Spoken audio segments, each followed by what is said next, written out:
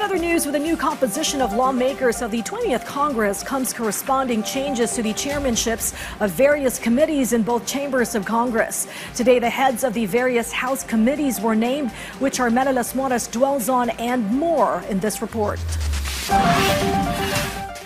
The House of Representatives has appointed new leaders to head several powerful committees in their chamber. For the Appropriations Committee, which will take the lead in scrutinizing the national budget, Nueva Ecija 1st District Representative Micaela Angela Swansing was appointed as chairperson. Meanwhile, Davao de Oro 1st District Representative Maria Carmen Zamora was assigned to the Accounts Panel. Bukidnon 2nd District Representative Jonathan Keith Flores will lead the Committee on Dangerous Drugs, and Manila 3rd District Representative Joel Chua was retained as chair of the Committee on Good Government and Public Accountability. For his part, Manila 6th District Representative Bienvenido Abante Jr. will still be the Human Rights Panel chair. Cagayan de Oro City 1st District Representative Lordan Suwan, on the other hand, will lead the Public Information Panel. For Public Order and Safety, this will be headed by Manila 2nd District Representative Rolando Valeriano. And for Ways and Means, it will be chaired by Marikina 2nd District Representative Miro Kimbo. For Batangas 2nd District Representative Jervy Luistro, she will lead the Committee on Justice. Quezon 1st District Representative Mark Enverga was retained as the chair of the Agriculture and Food Panel. Same as Pangasinan 3rd District Congressman Maria Rachel Arenas, who will still lead the Committee on Foreign Affairs, while Tingog Party List Representative Jude Asidre will be serving as the chair of the Committee on Higher and Technical Education.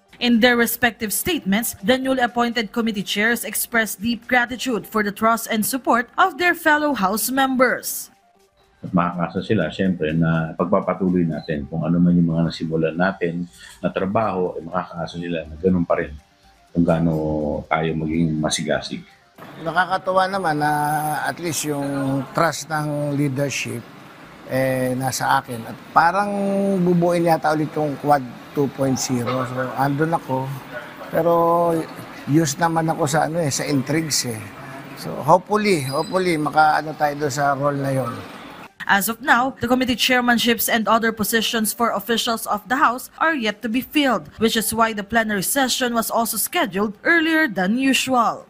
Given the fact that the House is in the process of organizing itself by appointing its chairpersons, its members to the committees, and of course going through the bills that were filed before the resumption of session, we have a lot on our plate right now, and so in order to expedite that, I thought it would be prudent for the House to start session at 2 instead of 3. I mean, it's not a big change, but we can do a lot more with that time.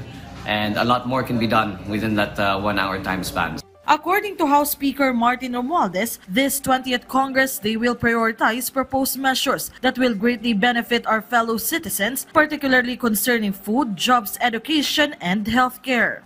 Hindi sapat ang pwede na. Ang kailangan ng Pilipino, mabilis, maayos at malasakit na serbisyo. Mela Las Moras from the National TV Network for a new and better Philippines.